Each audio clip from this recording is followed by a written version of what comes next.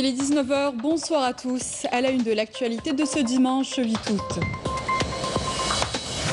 Le président de la République, Abdelmadjid Tebboune, chef suprême des forces armées, ministre de la Défense nationale, a présidé aujourd'hui une réunion du Conseil des ministres consacrée à l'examen de nombreux exposés portant sur les secteurs de la santé, de l'agriculture, de l'industrie et de la communication.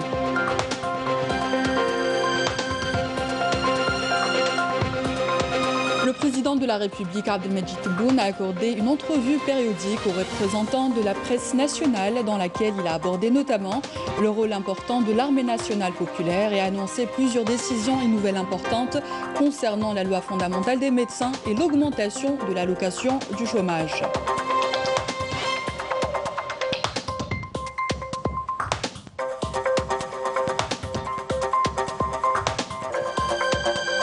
L'ambassadeur d'Algérie en France poursuit sa série de rencontres avec la diaspora algérienne. Dernière halte à Lille, où les préoccupations des étudiants algériens en France ont été au centre des discussions.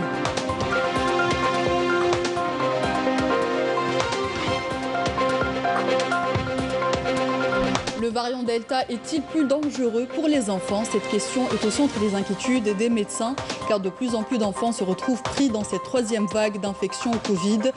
Quelles sont les mesures sanitaires à prendre pour les enfants? Éléments de réponse dans ce journal. Bienvenue à tous. Comme je vous le disais en titre, le président de la République, Abdelmadjid Tebboune, chef suprême des forces armées, ministre de la Défense nationale, a présidé aujourd'hui une réunion du Conseil des ministres consacrée à l'examen de nombreux exposés portant sur les secteurs de la santé, de l'agriculture, de l'industrie et de la communication.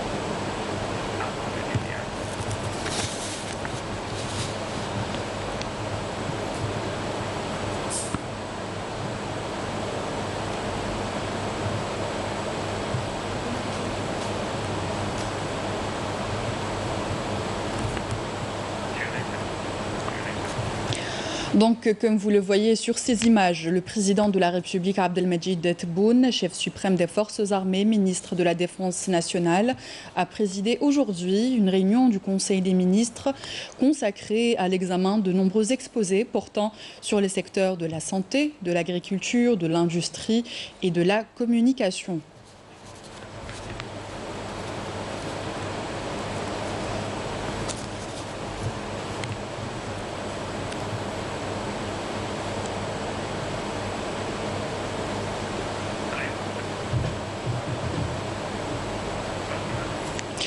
Plus de détails sur cette réunion des conseils des ministres.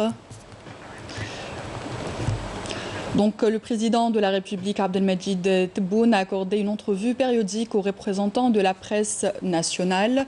La rencontre sera diffusée ce soir à partir de 21 h sur les différentes chaînes de la télévision publique.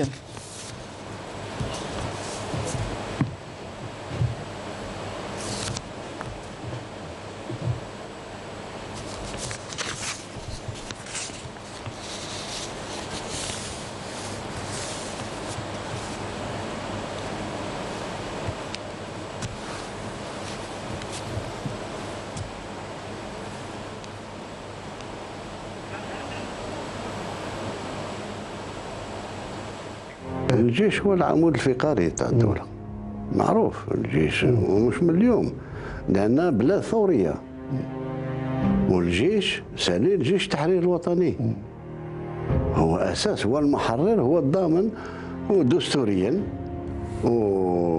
وحتى من خلال إعلان أول نوفمبر الناس يمسوا الجيش باش ينحي لك الحماية، لأن عارف باللي اللحمة وضمان اللحمة نتاع الجزائريين في كل الميادين هو الجيش.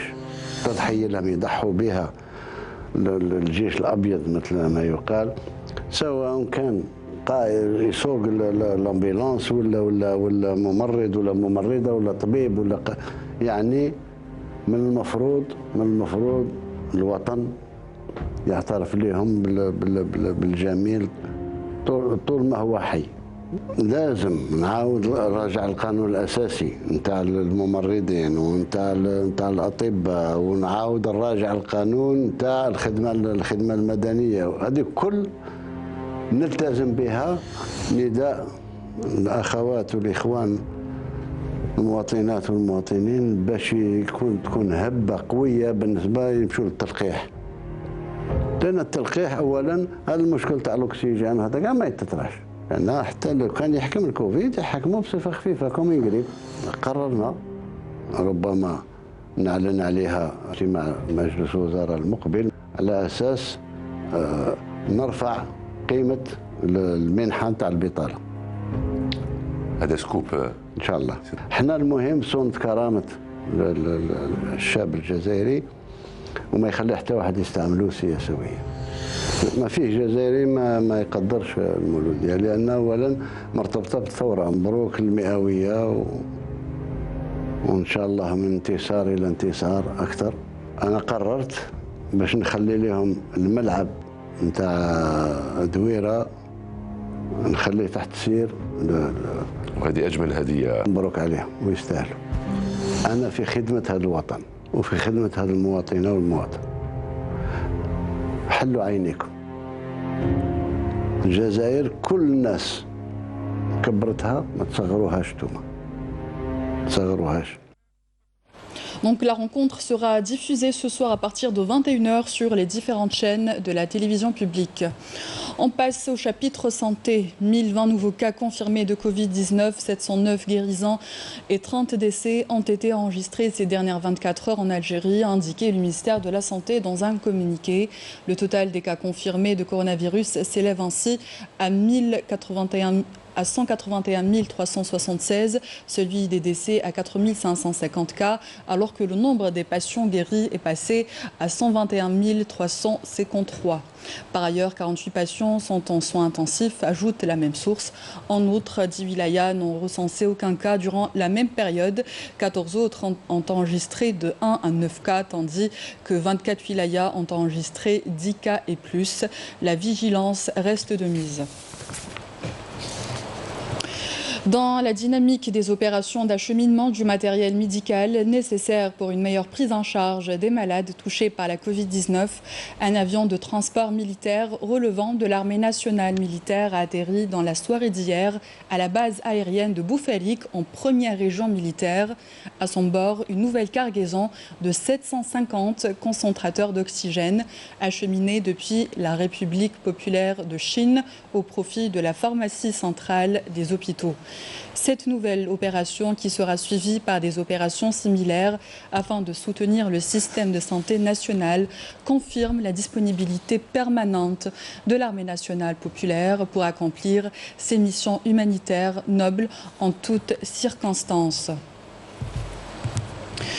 Focus ce soir sur une frange de la société qui souffre en silence en cette période pandémique, les sans-abri, qui sont particulièrement démunis et exposés au risque du virus. Youssef Tafer est allé à la rencontre de ces sans-abri qui ont été accueillis dans un centre d'hébergement afin qu'ils soient pris en charge. Commentaire Raouf Hamouche. Alger Centre, 21h. La direction de l'action sociale est au chevet des sans-abri. Objectif, convaincre ces personnes vulnérables de les suivre dans les centres d'accueil où ils seront pris en charge médicalement en cette période de crise sanitaire. Notre travail consiste à regrouper ces sans-abri pour les conduire ensuite dans des centres d'accueil où ils seront pris en charge, notamment en cette période de crise sanitaire.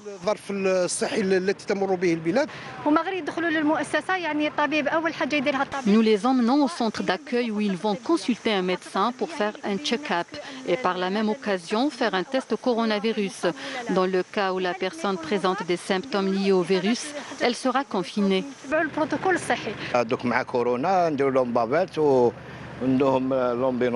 Avec la pandémie du coronavirus, nous leur procurons des bavettes pour ensuite les emmener dans des ambulances au centre d'accueil où ils pourront se faire vacciner. Ces maraudes nocturnes sont régulières et continuent dans les rues de la capitale, mais aussi dans toutes les villes du pays pour protéger et venir en aide aux catégories les plus vulnérables en ces temps de pandémie du coronavirus. Ils sont plus d'une centaine d'enfants à Douira à avoir contracté le virus de la Covid-19. Certaines nouvelles souches du virus, dont le variant Delta, semblent être plus contagieuses, raison pour laquelle le corps médical surveille constamment les patients atteints pour un meilleur suivi et une meilleure identification de la chaîne de transmission. Badia Amarni. Désormais, même les enfants n'échappent pas à la Covid-19. À l'hôpital de Douira, plus de 100 enfants sont diagnostiqués positifs, mais les symptômes n'ont causé aucun danger sur leur santé.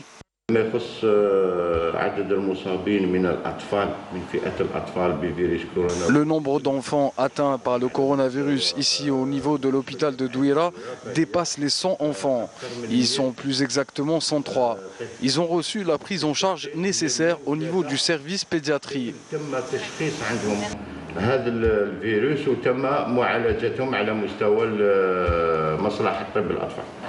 Tous les cas positifs présentant des symptômes de fièvre et de diarrhée ont été détectés au niveau de l'établissement hospitalier de Douira.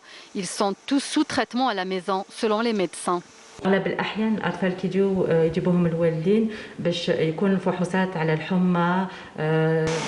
Dans la majorité du temps, les enfants qui arrivent à l'hôpital accompagnés de leurs parents présentent des fièvres et des diarrhées. Lorsque nous apprenons qu'un membre de leur famille est atteint du virus, nous explorons davantage la piste Covid. Et si l'enfant est diagnostiqué positif, nous le mettons sous traitement en leur prescrivant du paracétamol pour la fièvre et des antidiarrhéiques qui consistent en sel de réhydratation. Ils suivent leur traitement à la maison et nous demandons aux parents de les surveiller. Les enfants détectés positifs ont bien répondu au traitement. في أغلب الأحيان الأطفال هذو كاع الأطفال اللي شفناهم عادوا للبيت وكيعاودوا نرجعوا نشوفوهم يكونوا ملاح. Le coronavirus n'épargne personne. Enfants ou adultes peuvent le contracter à tout moment. La seule solution pour y échapper est d'observer les mesures barrières et de se faire vacciner. Le variant Delta est-il plus dangereux pour les enfants? Cette question est au centre des inquiétudes des médecins, car de plus en plus d'enfants se retrouvent pris dans cette troisième vague d'infection au Covid-19. Alors, quelles sont les mesures sanitaires à prendre pour les enfants? Élément de réponse dans ce reportage de Badia Amarni et Rafiq Hamidash. Si vous croyez que la Covid-19 ne touche que les adultes, eh bien détrompez-vous. De plus en plus d'enfants sont atteints de ce virus et le transmettent même aux adultes. En effet, les enfants, ils ont en réalité toujours été atteints. Avec ce variant Delta, on ne connaît pas encore l'agressivité vis-à-vis de l'enfant. Mais l'enfant a toujours été atteint et l'enfant a toujours transmis la maladie aux adultes. Maintenant, on observe que les adultes, la majorité des adultes sont infectés par leurs fils et leurs petits-fils. Et les enfants jouent dehors, donc ils se contaminent entre eux. Et ils sont souvent polysymptomatiques, ils ont des symptômes souvent légers. Alors si votre enfant présente des symptômes, ne traînez pas et faites vite le diagnostic. On n'a pas encore, disons, un effectif très élevé d'enfants gravement malades, mais il a été observé des formes assez sévères chez des enfants en bas âge. S'il y a des symptômes, il faut faire le diagnostic de la Covid. On n'est pas en période de rhume ni en période de grippe ou d'autres viroses respiratoires, c'est pas la période. Donc il faudrait faire le diagnostic et ensuite évaluer par un pédiatre de préférence ou un médecin de ville ou médecin de famille pour évaluer la sévérité. Seul le médecin peut évaluer la sévérité de l'atteinte. Malgré la recrudescence des cas de contamination au Covid, beaucoup de parents laissent leurs enfants jouer dehors, même ceux en bas âge. Nous sommes allés à la rencontre des citoyens qui nous ont livré leurs impressions. Nous passons par des temps difficiles, la Covid touche même les enfants. Je voudrais donner un conseil aux parents, gardez vos enfants à la maison. Je suis sidéré de voir des enfants jouer dehors jusqu'à 20h. Les parents peuvent garder leurs enfants à la maison et les occuper avec des travaux manuels, parce que le variant Delta est très dangereux et n'a pas épargné les enfants. Avec porte les bavettes, c'est obligatoire. Mes enfants sont confinés, ils mettent leur masque et je leur interdis même de s'exposer au climatiseur. Je ne sors pas de chez moi, sauf si je suis obligée, car j'ai peur de contaminer mes parents. Et je voudrais remercier mes parents qui m'ont appris à respecter les gestes barrières. Tant que la pandémie de coronavirus continue à faucher des vies, il est indispensable de garder les enfants à la maison pour rompre avec la chaîne de transmission de l'adulte vers l'enfant et vice-versa. Restez chez vous. De l'autre côté de la Méditerranée, l'ambassadeur d'Algérie en France poursuit sa série de rencontres avec la diaspora algérienne. Dernière halte à Lille, où les préoccupations des étudiants algériens en France ont été au centre des discussions. Afef Belgouchette. À Lille, ville estudiantine par excellence, l'impact de la pandémie coronavirus sur les étudiants algériens en France était l'un des sujets majeurs inscrits à l'ordre du jour. Les étudiants ont un peu souffert pendant ces 2 années, mais sachez que aussi bien l'Algérie que la France leur ont accordé une prolongation de bourse. Ça commence à se calmer, quelques-uns repartent, d'autres ont eu des prolongations de leurs études pour terminer leur thèse. Évidemment, il est important que, tel que l'a souligné M. l'ambassadeur, que cette coopération soit organisée entre institutions. Parce que jusqu'à maintenant, elle est faite plutôt avec des relations personnalisées entre les chercheurs. Et les problématiques abordées ont été à l'image des préoccupations à exprimer, donc aussi variées que nombreuses, d'où l'annonce de Mohamed Antar Daoud de la nécessité des états généraux de l'immigration. C'est une riche idée, parce qu'aujourd'hui la diaspora peut apporter beaucoup à notre pays, que nous aimons, que nous adorons même. Parce qu'au-delà du rayonnement que l'Algérie peut porter au-delà de sa frontière, le pays rayonne dans nos cœurs et nous voulons et nous cherchons justement à apporter notre pied à l'édifice. Un amour inconditionnel dont on peut mesurer le degré à travers l'énorme solidarité avec le pays d'origine depuis le début de la pandémie. L'ambassadeur d'Algérie en France s'est incliné devant cet élan croissant, notamment en termes de dons.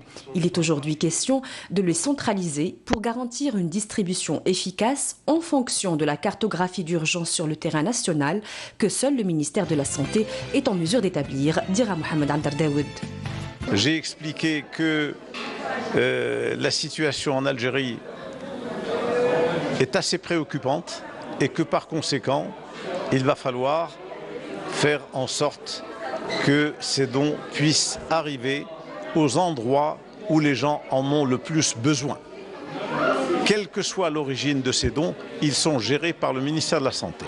Et c'est dans le même esprit que le déplacement d'un convoi de médecins volontaires doit être assuré par des mesures organisationnelles préalables, dira Mohamed Antar Daoud, en assurant ces blouses blanches volontaires et solidaires de la gratitude de l'État. Ils ont pris contact avec l'ambassade. Il y a eu des listes qui ont été transmises au ministère de la Santé. Nous attendons le retour du ministère de la Santé pour informer tous les gens susceptibles d'être retenus. C'est une question d'organisation. Ces médecins doivent être identifiés et que leur lieu d'affectation doit leur être communiqué avant même leur départ de France. C'est comme ça qu'on arrivera à une organisation et à une meilleure rentabilisation du corps médical algérien en France. Le train de solidarité continue à être en marche donc et multiplie les facettes, comme ces notables scientifiques algériens établis dans les pays du Golfe qui, à travers une vidéo, encouragent depuis une semaine les citoyens à se faire vacciner.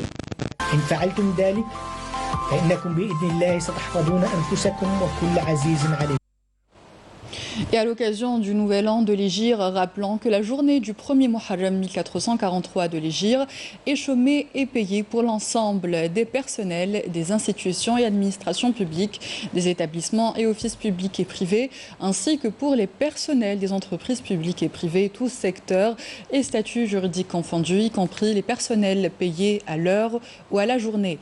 Toutefois, les institutions, administrations, établissements, offices et entreprises précités sont tenus de prendre les mesures nécessaires pour assurer la continuité des services organisés en mode de travail posté. Le secteur industriel public a enregistré une hausse des prix à la production de 2,7% au premier trimestre de l'année 2021 comparativement au quatrième trimestre 2020. On fait le point sur ce rapport établi par l'Office national des statistiques avec Raouf Hamouch. Les prix à la production du secteur public hors hydrocarbures ont augmenté de près de 3% au premier trimestre de l'année en cours selon l'ONS. Comparativement à la même période de l'année précédente, l'évolution des prix à la production se situait à plus de 5%. Une variation haussière tirée essentiellement par les secteurs des industries comme celui des textiles, qui a connu une augmentation de plus de 8%, ou celui des mines et carrières avec plus de 6%. Les industries agroalimentaires arrivent en troisième position avec un bond de près de 4%, selon les données provisoires de l'ONS. Concernant les secteurs des industries chimiques, des matériaux de construction et des industries divers, les prix à la production ont connu des stagnations. Par ailleurs, l'Office national des statistiques a relevé des baisses des prix à la production dans le secteur de l'énergie avec moins de 6,7% et dans les industries des bois lièges et papier avec moins de 0,3%. Durant le premier trimestre 2021 par rapport à la même période 2020, l'Office a précisé que la majorité des secteurs ont connu des hausses. Les plus importants concernent les industries des textiles avec plus de 10% ou encore les mines et carrières qui enregistrent 10,2%. Par contre, les prix à la production dans les secteurs de l'énergie et des matériaux de construction ont enregistré une baisse de respectivement 4,5% et 0,1%. Pour rappel, l'évolution moyenne annuelle des prix à la production industrielle du secteur public hors hydrocarbures sur toute l'année 2020 s'y situait à plus de 2,7% par rapport à l'année 2019. Le produit algérien à la conquête du marché africain, c'est le défi de la tenue de la Sihar en novembre prochain à Tamraset, cette manifestation économique de dimension africaine. D'ailleurs, les préparatifs entamés au mois d'avril dernier vont bon train et les organisateurs travaillent d'arrache-pied afin de faciliter l'acheminement des marchandises destinées à l'exposition. Mrim Damis. Le groupe public de transport terrestre des marchandises et de logistique a consacré une base logistique pour plus de 500 entreprises qui exposeront leurs produits lors de la foire de la Sihar, programmée au mois de novembre prochain. Le groupe Logitrans a mis à la disposition des acteurs économiques plus de 200 camions pour le transport des marchandises et des bases logistiques, comme celle-ci, alors qu'il y a un projet de réalisation de 2 autres bases à Tindouf et Debdab.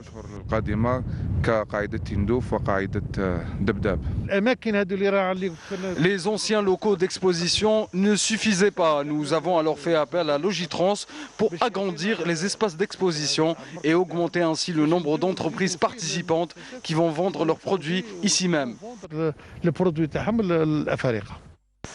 Une édition exceptionnelle après la réouverture des frontières avec le Niger.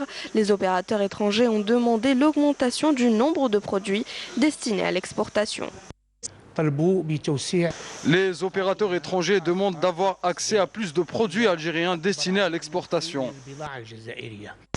Les préparatifs pour cette manifestation économique de dimension africaine battent leur plein par des organisateurs qui comptent relever un défi, celui d'assurer l'accompagnement des opérateurs économiques et renforcer ainsi les échanges commerciaux entre l'Algérie et les pays du Sahel. Et puis un autre défi. Quitter son emploi pour devenir entrepreneur, c'est ce qu'a fait le jeune Karim et ça lui a plutôt bien réussi grâce au dispositif de soutien à l'emploi des jeunes qui lui a permis de lancer son entreprise d'emballage à Alger. Mrim Damis. Ambitieux et déterminé, Karim a décidé de quitter son ancien emploi dans une boîte privée pour se lancer dans le monde de l'entrepreneuriat. Il possède aujourd'hui sa propre entreprise d'emballage, laquelle se développe de jour en jour grâce à la persévérance de son créateur et de ses employés. En 2015, et grâce au dispositif de l'ONSEJ, la société, on a 5 salariés. Et cette سنوات من بعد رانا عندنا 50 salariés. Quand j'ai commencé en 2015, j'avais le poste d'ouvrière. Après plusieurs années d'expérience, je suis aujourd'hui conductrice de machines de production. Je voudrais remercier notre directeur qui nous a donné la chance de montrer nos capacités. Soucieux de proposer en permanence un produit de qualité, ce chef d'entreprise s'adapte aux tendances du marché pour satisfaire sa clientèle. Les 6 ans درنا 3 déménagements. Les déménagements على جالبون على كل حال les besoins تاع l'entreprise qui est en évolution. Donc à chaque fois لازم نكبروا. الدولة عاونتنا grâce au dispositif تاع l'ONSEJ. ماذا بينا يعني تكمل في هذه المسيرة وتسهل لنا l'accès les assiettes في les zones industrielles. Donc l'assiette de terrain راح تسهل لنا الأمور. L'accompagnement des porteurs de projets est considéré comme une étape importante pour diversifier les ressources financières du pays et relancer la croissance économique. Faire ses cartons, transporter ses meubles dans des immeubles sans ascenseur, changer de domicile est anxiogène pour la majorité des Algériens. Mais cela est sur le point de changer grâce au nouveau service d'une start-up qui utilise le monte-meuble, un matériel de déménagement par fenêtre ou balcon en toute sécurité. Mariam Damis. Logement difficile d'accès, immeuble sans ascenseur ou meuble trop imposant, le déménagement ne sera plus une corvée. Amine vient de lancer son entreprise de déménagement par le monte-meuble, un matériel efficace pour l'acheminement des meubles par la fenêtre en toute sécurité. Nous effectuons les déménagements avec une machine appelée le monte-meuble, un moyen très avantageux qui nous évite de prendre les escaliers ou de déranger le voisinage. En plus, ça nous fait gagner beaucoup de temps. Au service, une équipe professionnelle qui travaille sans relâche pour satisfaire sa clientèle. Nous comptons plusieurs équipes formées dans le domaine du déménagement. Nous avons plusieurs offres, à savoir le déménagement confort, le déménagement grand confort et le déménagement premium. Cela dépendra de la bourse de chaque client. Introduire de nouvelles technologies dans les petites entreprises, une manière de procéder au changement et d'encourager l'innovation. Les combattants de l'armée populaire de libération sahraoui ont mené des attaques intenses contre les positions et les retranchement des forces d'occupation marocaines dans les secteurs de Mahbes et de Smara. C'est ce qu'a indiqué le ministère sahraoui de la Défense. Les attaques des détachements avancés de l'APLS ont ciblé des retranchements et des positions des forces de l'occupation marocaine dans la région de Oued Safa, dans le secteur de Smara, tandis que d'autres détachements ciblaient les soldats marocains dans les zones d'Aqrara ou Ould Ablel et Laqed dans le secteur de Mahbes. Les attaques de l'armée sahraoui se poursuivent contre les forces d'occupation qui subissent de lourdes pertes humaines et matérielles le long du mur de la honte, selon le communiqué de l'agence de presse sahraoui.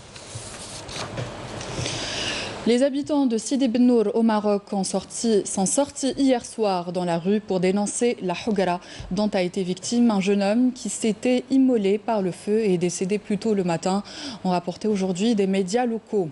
Le prénommé Ka Yassine, 26 ans, s'était immolé par le feu le 28 juillet dernier pour protester contre la saisie de sa charrette et sa marchandise par les autorités locales. Selon les mêmes sources, des centaines de manifestants habitants de Sidi Ben Nour, dont des jeunes, hommes et femmes, ont convergé vers le centre-ville.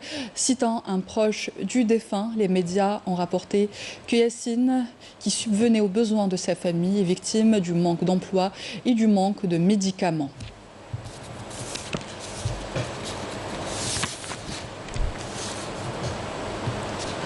Dans le reste de l'actualité internationale, de violents affrontements ont eu lieu ce matin entre l'armée afghane et les talibans dans le centre de la capitale provinciale de Kunduz, dans le nord de l'Afghanistan. C'est ce qu'a communiqué les responsables locaux. De violents combats rue par rue se sont déroulés dans diverses parties de la ville. Des forces de sécurité se sont repliées du côté de l'aéroport, a souligné à la presse un membre du conseil provincial, Amroudine Ben Wali, avant de convoiter Kunduz, grand nœud commercial entre Kaboul à 300 km au sud et le Tadjikistan à 50 km au nord. Les talibans se sont emparés vendredi et samedi de deux capitales de province, Saranj dans le sud-ouest et Shaberghan dans le nord-ouest.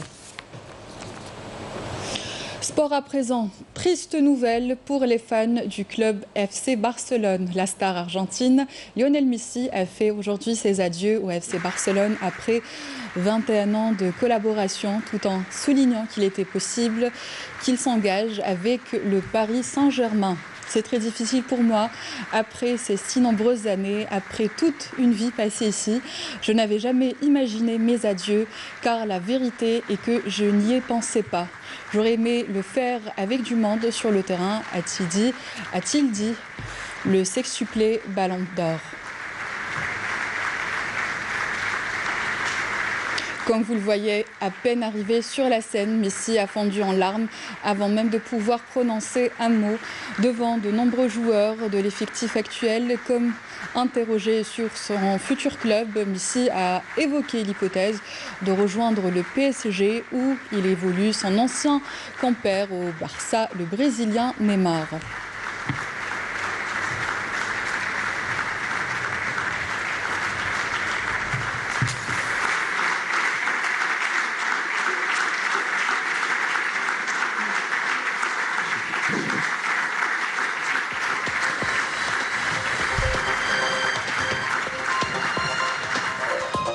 Donc n'oubliez pas la rencontre du président de la République Abdelmajid Tebboune avec les représentants de la presse nationale sera diffusée ce soir à partir de 21 h sur les différentes chaînes de la télévision publique. Fin de cette édition. Merci à vous d'y avoir prêté attention. Excellente soirée sur Canal Algérie et à demain.